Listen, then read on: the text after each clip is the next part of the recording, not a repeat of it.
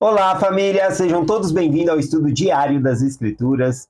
Hoje nós vamos estudar aqui Doutrina e Convênio, sessão 114. Tá bom? Essa foi uma revelação dada aqui para David W. Peter, tá bom? É uma revelação apenas de 2 versículos aqui, mas ela, dentro desse contexto histórico que está acontecendo na época, tá bom? É uma grande crise financeira, inclusive na igreja. Membros haviam se afastado da igreja, ressentidos. Também a própria liderança, muitos da liderança ali haviam se afastado também e começaram a ir contra Joseph Smith, né? Entre esses que foram contra aqui, a gente tem Thomas B. Marshall, David Whitner, Oliver Cowdery, Luke S. Johnson. Então, esses acabaram se voltando contra o profeta, tá bom? Então, aqui, essa revelação, nesse tempo tão conturbado, ela mostra que mesmo em meio à apostasia das pessoas, Deus ele continua guiando sua obra, tá bom? Ele continua guiando a sua obra aqui.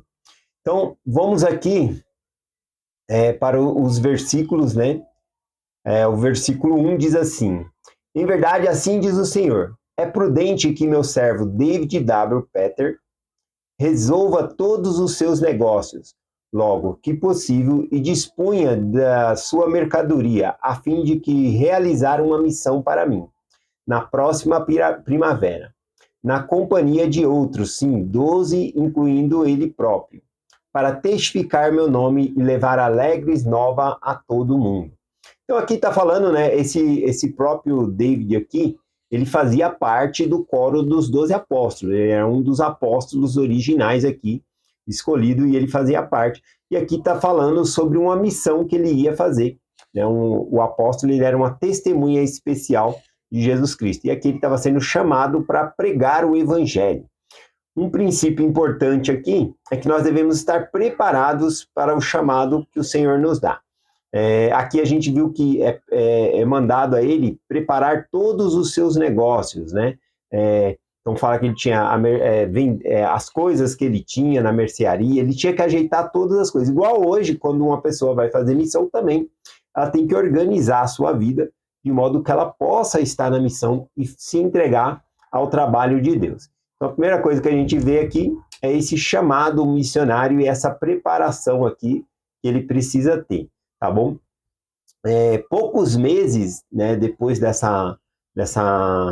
alguns meses depois dessa revelação, inclusive esse David, né, Peter, ele tinha um apelido entre os membros na igreja que era capitão, né? Capitão não teme. Ele não tinha medo, né? Ele ia para cima, não tinha medo, ele defendia os membros da igreja, né? E aqui poucos meses depois a gente vai ver que ocorreu a morte dele também.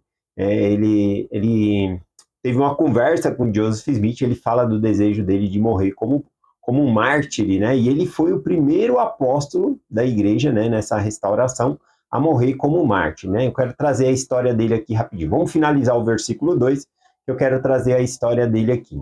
Então, o versículo 2 diz assim: Em verdade, assim diz o Senhor, visto que há entre vós alguns que negam o meu nome, outros serão postos em seu lugar e receberão o seu bispado. Aqui, né, ele está falando que outros, né, nessa revelação, negaram o nome de Cristo, se afastaram. Entre esses que eu citei o nome no começo aqui, inclusive apóstolos, né, que se afastaram e começaram a ir contra Joseph Smith ali. Né? Então aqui mostra um princípio que ninguém é insubstituível. Né? Não no sentido do amor. Deus ele continua amando os seus filhos, mas num chamado ninguém é insubstituível. Aqui é interessante que ele fala que outro ocupe o seu lugar, né? Só que aqui ele usa a palavra bispado, né? Que outro ocupe o seu lugar e receba o seu bispado. Essa palavra bispado aqui, ela tem um conceito amplo, tá bom? Ela não significa ser um bispo como de uma ala. A gente vê também em Atos, capítulo 1, que quando Judas, né, ele morre, Pedro, ele se levanta no meio de 120 homens ali e começa a falar que aquilo aconteceu para que se cumprisse a escritura, mas que era necessário outro ocupasse o seu bispado, falando do chamado de Judas. Então ele cita o nome bispado, tá bom, como sendo no chamado do coro dos 12 apóstolos. E ali eles oram ao Senhor, né? Senhor, conhecedor dos corações, escolhe entre esses dois, eles haviam escolhido dois, né? Que era José, o justo, e Matias. E aí, então, ao orar e buscar o Senhor, foi-lhe revelado que Matias deveria ser o apóstolo, né? Substituindo ali a vaga no coro dos 12, né? No caso lá, substituindo Judas, que havia se matado, né? Então, fala também lá nessa questão de ocupar o bispado. Então, essa palavra bispado, num termo amplo, significa responsabilidade, ocupar o nosso cargo, o nosso chamado, é tudo isso, tá bom? Então, eu gosto desse termo porque serve para todos nós, né? Então, todos que têm um chamado é como se fosse o seu bispado, tá bom? Aqui nesse termo amplo aqui que está sendo usado. E aqui o princípio, conforme eu falei, que ninguém é insubstituível no chamado. E até mesmo no chamado, o chamado não é eterno. A gente está naquele chamado e depois a gente é desobrigado, outra pessoa vai ocupar aquele chamado, a gente vai ser chamado em outro lugar. Mas aqui, no caso da revelação, fala de pessoas que se afastaram da fé, né, que foram contra Joseph Smith. Então, o exemplo aqui é: se eu se afasto do evangelho, se eu perco minha fé, né, a igreja não deixa de ser verdadeira. Outro vai ocupar o meu lugar, a igreja continuará avançando. Tá bom? Então, aqui é um princípio que mostra que mesmo os membros da igreja ou líderes entrando em apostasia, Deus ele continua a sua obra por meio de outros que são chamados. Tá bom? Vamos falar um pouquinho aqui da história, né, desse David, né, que a revelação é para ele aqui, do David W. Pattern. Eu gostaria de falar um pouquinho da história dele aqui para finalizar essa mensagem, tá bom? Então, nessa época aqui, havia uma tensão, né, dos moradores lá no Missouri, né, que estavam no auge, né, contra os membros da igreja. E havia uma milícia lá que acabou pegando, né, 4 irmãos líderes da igreja como refém mesmo. Prenderam e mantiveram eles como refém, tá bom? Então, um grupo de santos, né, foi capturados, né, por essa milícia, ou seja, esses 4 líderes aqui, e havia um homem lá chamado Capitão Samuel, né, e ele ameaçava também Far West, né, onde os membros da igreja estavam também. Estava ameaçando atacar ali também. E aí, então, esse David W. Pattern, né, que é dessa revelação 114 aqui, ele era conhecido então como Capitão Não Temas, e ele foi, né, os membros da igreja ficou rapidamente se moveram ali para fazer isso, para tentar libertar aqueles que foram presos. Joseph Smith então informou e aprovou, né, a missão dele e falou que, olha, vão, né, mas sejam cautelosos, tenta resolver as coisas pacificamente, né, com as pessoas. Embora a milícia estivesse armado, eles foram armados também, mas eles tentaram negociar, conversar. Foi cerca de 70 ou 75 pessoas, 75 homens foram ao resgate ali desses 4 líderes, né, desses 4 membros da igreja que havia sido prisioneiro, tá bom? Então, ele pede ali para ser pacífico, Joseph Smith, mas acaba que eles acabam atacando primeiro. Tem uma conversa entre esse David e Joseph Smith que está registrada na história da igreja, e ele fala sobre morrer como um mártir, tá bom? Eu vou ler essa parte aqui antes de continuar a história, né? Conversa de David Parker, David W. Pater, a Joseph Smith, com Joseph Smith.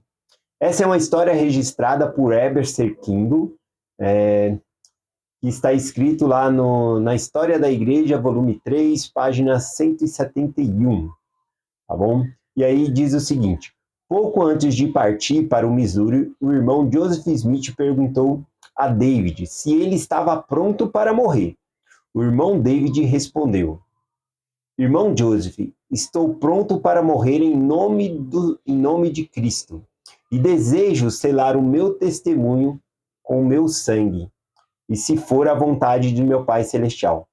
Joseph Smith teria ficado comovido e em silêncio durante a fé, né, e serenidade do David aqui, quando ele anunciou isso, né, que ele estava pronto para morrer como mártir. Pois então, o que aconteceu na história, né? No amanhecer do dia 25 de outubro, David e seus homens encontraram a Melícia, né, no acampamento, e estavam lá mantendo os homens lá de refém. O grupo, né, que estava com David tentou, né, negociar, dialogar com eles, mas eles começaram a atirar. Eles atiraram primeiro, abriram fogo e atingiu, né, um dos membros da igreja. Então a luta acabou acontecendo, né? E David montou no seu cavalo e correu, né? E aí os outros foram também, apesar deles estarem em menor número, né? Aqui menciona que eles estavam em menor número, era 75 homens junto com David aqui, os outros eram mais numerosos. Mas apesar disso, eles botaram eles para correr. Mas tinha um homem, um do bando lá da Melícia, que estava escondido, né? Em uma parte da floresta, atrás de uma árvore. E aí, quando eles foram expulsando, ele saiu de trás da árvore e atirou, né? E pegou bem no abdômen de David, né? E ele acaba sendo socorrido, tudo. Houve o resgate, né, desses 4 irmãos. Ele é socorrido, mas ele não vai resistir a esse ferimento de bala, né? Antes de sua morte, tem as palavras dele aqui, o que ele disse, né? Deixa eu ver aqui onde foi que ele disse. Aqui. Suas últimas palavras foram: estou ferido, irmão, creio que vou morrer, mas estou pronto. Ó, que Deus abençoe Israel. E aí Joseph Smith, né, ele disse também: ele morreu como um mártir, fiel ao testemunho de Jesus, e foi recebido no reino de seu Pai, né? Eu acredito que mesmo com a morte desse bom homem, né, que todos testemunharam isso, a gente deveria ficar mais triste pela morte, né, daqueles que se afastaram do evangelho e não voltaram para o evangelho, tá bom? E David aqui não, ele mantém-se firme, ele morre, mas na causa, né? Agora eu entendo a revelação da seção 114 quando fala para pôr a casa em ordem, organizar as suas coisas, porque realmente ele iria morrer, né? Deus, ele sabe de todas as coisas aqui. Bom, aqui então, o elder David, né, que era apóstolo, mostrou a obediência ao chamado do Senhor, fazendo todas as coisas que o Senhor lhe ordenou, colocando a casa em ordem, se preparando, e aí quando chegou a hora dele, ele pôde pronunciar no momento da morte: estou pronto. Ele disse que estava pronto antes de morrer, né, a morrer como mártir, e depois também, quando estava baleado, que ele viu que não sobreviveria, também ele disse que estava em paz com Deus, né? Então, apesar de ter uma história trágica da morte dele, também tem a história bonita que ele ficou firme na fé, tá bom? Então é esta mensagem que nós compartilhamos, né? Falando a importância de nós ocuparmos o nosso bispado, ou seja, o nosso chamado, o nosso dever, a nossa responsabilidade. E se nós não fazemos, outro vai fazer, tá bom? Ninguém é insubstituível, tá bom? E é essa mensagem que nós compartilhamos em nome de Jesus Cristo. Amém. Até amanhã.